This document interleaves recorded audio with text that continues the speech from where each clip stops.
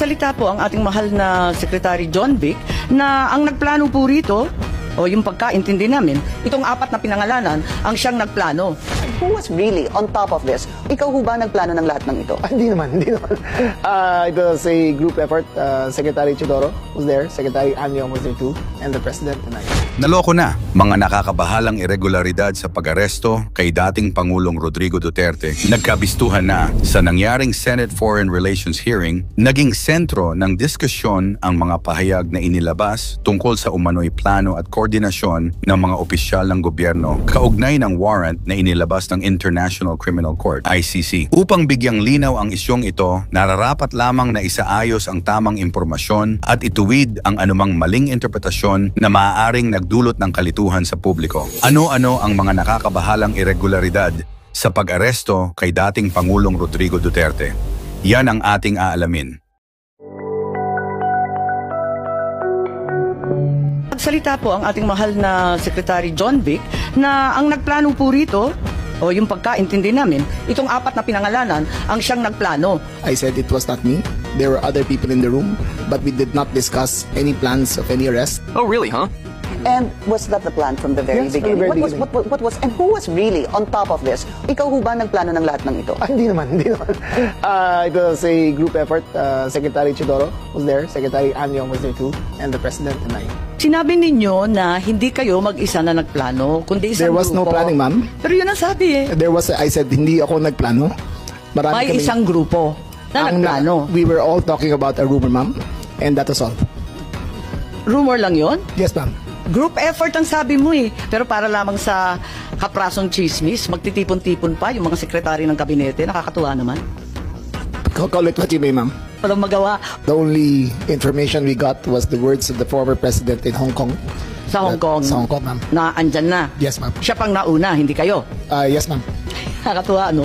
Binigyang diin ni Senator Alan Peter Cayetano ang kahalagahan ng due process at ang papel ng Senado bilang tagapagtanggol ng mga legal na karapatan. Ayon sa kanya, dapat tiyakin ng Senado na ang mga legal na proseso ay nasusunod upang maiwasan ang anumang constitutional crisis, lalo na sa usapin ng jurisdiksyon ng ICC. Dagdag pa ni Cayetano, mahalaga ang patas na pag-uulat ng media at ang pagrespeto sa karapatang pantao ni Duterte. Binigyang diin niya na ang due process ay dapat igalang at ang mga lokal na korte ay dapat bigyan ng pagkakataong magdesisyon sa mga kaso bago ito umabot sa mga international na tribunal. Hinihikayat din ni Cayetano ang Korte Suprema na magbigay ng gabay sa pamahalaan hinggil sa tamang proseso sa kaso ni Duterte sa ICC upang maiwasan ang kalituhan at matiyak ang pagsunod sa konstitusyon at mga batas ng Pilipinas. Sa naganap na pagdinig sa Senado, lumitaw ang maraming irregularidad sa pag-aresto kay dating Pangulong Rodrigo Duterte. Inamin di umano ng Interpol na hindi nila alam na wanted si Duterte. Ang natanggap lang nila ay isang dokumentong nagsasaad ng warrant mula sa ICC. Gayunpaman, agad siyang inaresto ng PNP sa loob ng wala pang 24 oras gamit ang Interpol bilang dahilan. Nahirapan din si PNP Chief Torre na ipaliwanag kung ang pag-aresto kay Duterte ay may warrant o wala at tila kinakabahan hanggang sa pinigilan siya ni Justice Secretary Remulla na sumagot ng diretso. Bukod dito, sinubukan din di umano ni Torre na arestuhin si dating Executive Secretary Salvador Medialdea dahil umano sa obstruction of justice. Kahit na si Medialdea ay opisyal na abogado ni Duterte sa oras na iyon. Ang dahilan ng kaso, dahil lang sa daw di umano sa paggalaw ng isang plastic na upuan. Makikita rin ang emosyon sa pagdinig, lalo na nang mapaluha si Vice President Inday Sara Duterte matapos ibigay ang kanyang pahayag. Samantala, inconsistent din si Remulla sa kanyang mga pahayag. Matatandaan sa una na niyang pahayag sa isang panayam kay Pinky Webb na sina Pangulong BBM, siya, si Anyo at Gibo ang nasa likod ng plano ng pag-aresto kay dating Pangulong Duterte. Ngunit sa Senado, itinanggi niyang may mastermind sa operasyon. Bukod pa rito, lumabas din sa pagdinig na isinama pa sa mga kaso laban kay Duterte ang mga akusasyon ng panggagahasa na ikinagulat ng marami. Sa pagdinig sa Senado, lumutang ang mga tanong kung naipaliwanag nga ba ng maayos ni General Torre at ng kanyang grupo ang likas at dahilan ng krimen na ibinibintang kay dating Pangulong Rodrigo Duterte noong siya ay inaresto. Nang tanungin kung binasa niya kay Duterte ang kanyang Miranda rights at ipinaliwanag ang mga paratang laban sa kanya, iginiit ni Torre na ginawa niya ito at may video bilang patunay. Gayunpaman, nang piniga pa siya sa detalye, inamin niyang binasa lang niya kung ano ang nakasulat sa warrant na hindi kasama ang mga elemento ng krimen.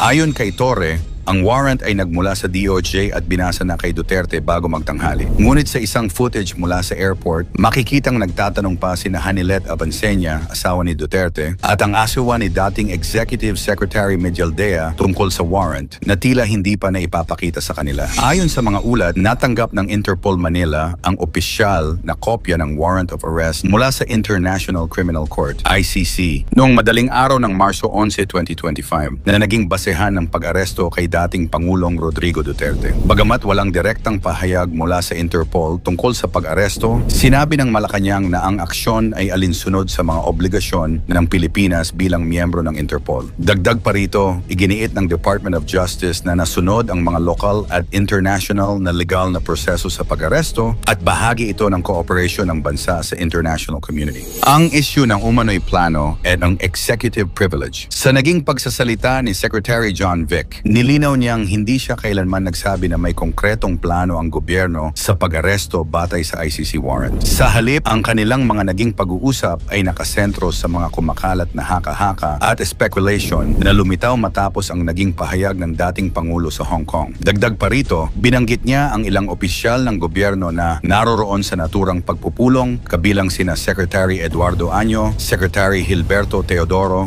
at Chief PNP General Marbil. Gayunpaman, nang tanungin kung sino talaga ang nagplano ng mga hakbang, iginiit ni Secretary Vic na hindi ito isang planadong aksyon, kundi isang talakayan lamang hinggil sa mga lumalabas na impormasyon. Nang subukang tukuyin kung paano nabuo ang ideya ng isang grupo na siyang umano'y may kinalaman sa plano, iginiit ni Secretary Vic na hindi siya nagbigay ng anumang pahayag na nagkukumpirma ng isang estratehikong plano. Ipinaliwanag niyang ginamit niya ang salitang group effort bilang pagtukoy sa mga opisyal na nagbigay ng kanilang pananaw sa usapin, ngunit wala itong kinalaman sa isang aktwal na operasyong isinagawa upang ipatupad ang warrant ng ICC. Bilang tugon sa patuloy na pagtatanong ng mga senador, sinabi niyang ilan sa kanyang mga sagot ay saklaw ng tinatawag na executive privilege na nangangahulugang may ilang bahagi ng kanilang pag-uusap sa loob ng gabinete na hindi maaaring ilantad sa publiko. Sa kabila nito, iginigiit ng ilang mambabatas na dapat bigyan ng linaw ang isyong ito lalo na't may mga naunang pahayag na inilabas sa media ang totoong petsa ng pagtanggap ng notice mula sa ICC. Sa parehong pagdinig,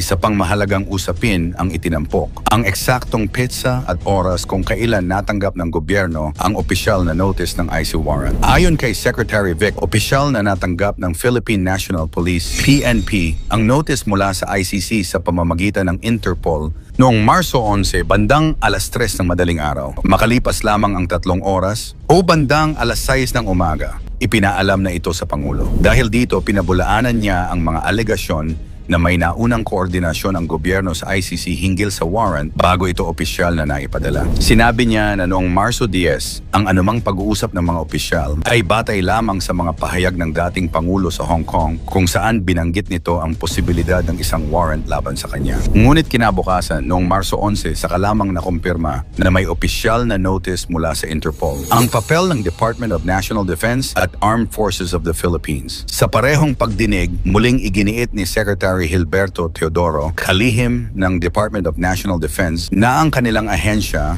at ang Armed Forces of the Philippines, AFP, ay walang kapangyarihan sa pagpapatupad ng batas sa usaping ito. Ayon kay Secretary Teodoro, ang PNP lamang ang may autoridad sa pagpapatupad ng batas and ang AFP ay maaari lamang magsilbing supporting agency kung kinakailangan. Kaya't walang basehan ang mga speculation na maaring may participation ang DND at AFP sa pagpapatupad ng ICC warrant. Sa huli, binigyang diin niya na ang anumang hakbang ng DND at AFP ay nakabatay lamang sa kanilang mandato na sumuporta sa PNP at wala silang ginampanang papel sa aktwal na pagpapatupad ng warrant na inilabas ng ICC. Ang pagdinig sa Senado ay nagbunyag ng maraming irregularidad sa pag-aresto kay dating Pangulong Rodrigo Duterte. Mula sa hindi maipaliwanag na proseso ng PNP hanggang sa pagiging inconsistent ng ilang opisyal, lumitaw ang mga seryosong tanong tungkol sa legalidad ng operasyon. Ang hindi hindi agarang pagpapakita ng warrant, ang pagsama ng hindi pa napapatunayang mga kaso at ang tila pagmamadali sa pag-aresto ay nagdulot ng pangamba sa publiko. Bukod pa rito, ang pagtatago sa likod ng executive privilege at kawalan ng malinaw na sagot ukol sa mastermind ng operasyon ay lalong nagpalala sa issue. Sa huli, higit pa sa kaso ni Duterte, ito ay isang pagsubok sa ating sistemang panghustisya. Kinakailangang manaig ang due process, transparency at accountability upang mapanatili ang tiwala ng mamamayan sa ating gobyerno. Sa iyong palagay, patas ba ang naging pagdinig sa Senado?